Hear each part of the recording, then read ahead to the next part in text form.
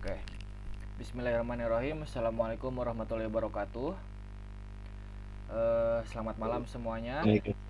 Kali ini kita kelompok 2 ingin menjelaskan, mempresentasikan sebuah materi yang berjudul Arsitektur Sistem Paralel, Master Worker, Peer-to-Peer, dan MapReduce. Langsung saja ke materinya. Boleh next. Di sini kita ada pendahuluan apa itu sistem paralel dan kenapa harus pakai.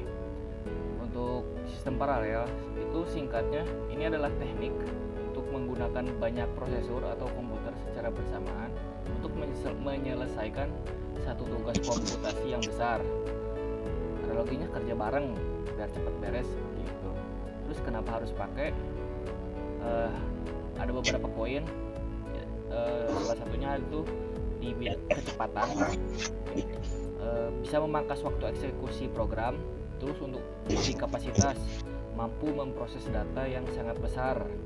Lalu di efisiensi itu bisa memanfaatkan resource hardware secara maksimal gitu. Next. Lalu masuk ke materi arsitektur master worker. Di sini ada 3 poin untuk pengertian. Pengertiannya itu ada satu bos, bisa dilakukan seperti itu, sebuah master yang membagi-bagi tugas, dan ada banyak anak buah yang bisa dianalogikan dengan worker yang mengerjakannya seperti itu. Lalu untuk karakteristiknya itu terpusat, centralized, sangat mudah dikontrol. Tapi kalau masternya mati, semua sistemnya bisa langsung berhenti. Seperti itu. Untuk cara kerjanya itu kayak master itu ngirim tugas, nanti workernya itu ke proses, lalu worker kirim hasil balik ke master untuk dihitung. Seperti itu. Next. Untuk visualisasi master worker itu bisa dilihat di gambar kanan. Itu untuk pengertiannya, pusat kendali itu perhatikan bagaimana semua garis yang terhubung ke satu titik pusat, yaitu master. Distribusi tugasnya itu master memecah job besar menjadi subtask kecil. Lalu untuk komunikasinya, worker tidak saling bicara satu sama lain, hanya lapor ke master. Contohnya render farm animasi atau server web sederhana. Next. Selanjutnya akan dibacakan oleh teman saya. Baik, selanjutnya saya akan menjelaskan arsitektur peer-to-peer atau bisa disebut P2P. Yang pertama pengertiannya dulu. Pengertiannya adalah semua komputer atau node statusnya setara. Tidak ada bos, di setiap node bisa jadi klien sekaligus server. Dan untuk karakteristiknya terdesentralisasi, sangat kuat atau robust. Satu node mati, sistem tetap jalan, stabilitas yang tinggi juga. Dan untuk cara kerjanya, node A minta data langsung ke node B, C atau D tanpa lewat server pusat.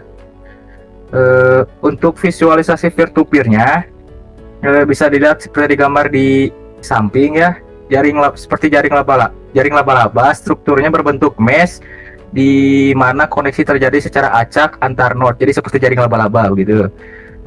Tanpa pusat, tidak ada satu titik kegagalan tunggal atau single point of failure.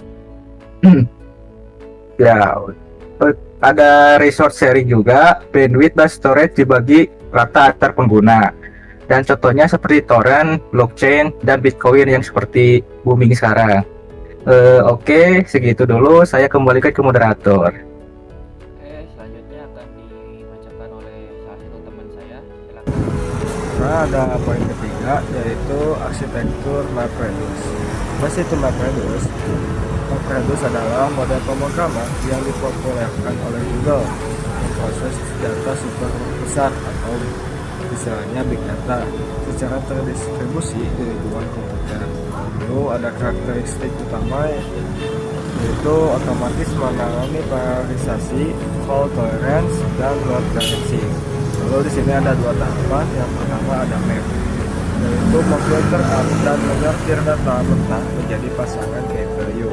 Yang kedua ada MapReduce atau mengambil hasil map dan merangkumnya atau agregasi menjadi hasil akhir.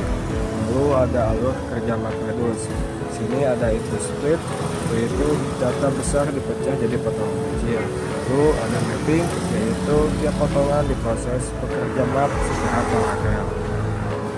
Lalu ada substring atau data dikelompokkan berdasarkan kuncinya. Lalu dilanjut ada reducing atau ya, data yang sudah dikelompokkan atau dikecilkan jadi hasil akhir. Contohnya menghitung jumlah kata dalam jutaan dokumen web. Di sebelah kanan ada gambar yang menjelaskan tentang apa yang sudah saya jelaskan tadi, seperti input, map, sampling and sorting, reduce, dan output.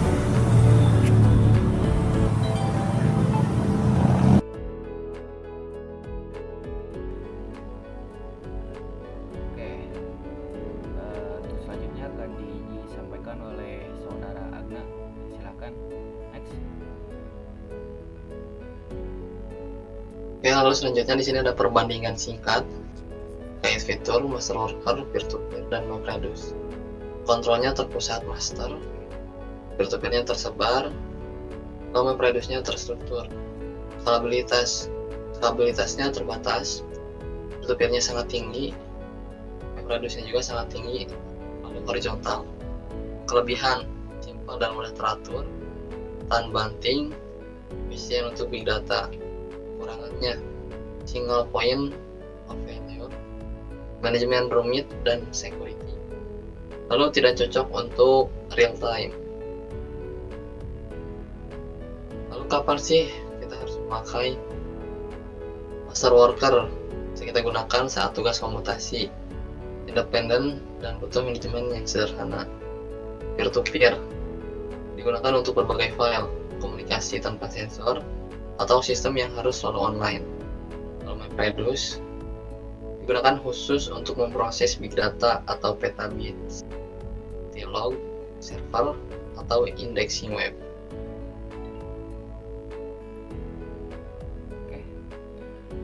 Oke, untuk materinya sampai sini saja untuk pembahasannya. Terima kasih semuanya. Maaf bila ada kesalahpahaman atau kesalahan dalam apa yang kami ucapkan. Topik wal hidayah. Wassalamualaikum warahmatullahi wabarakatuh.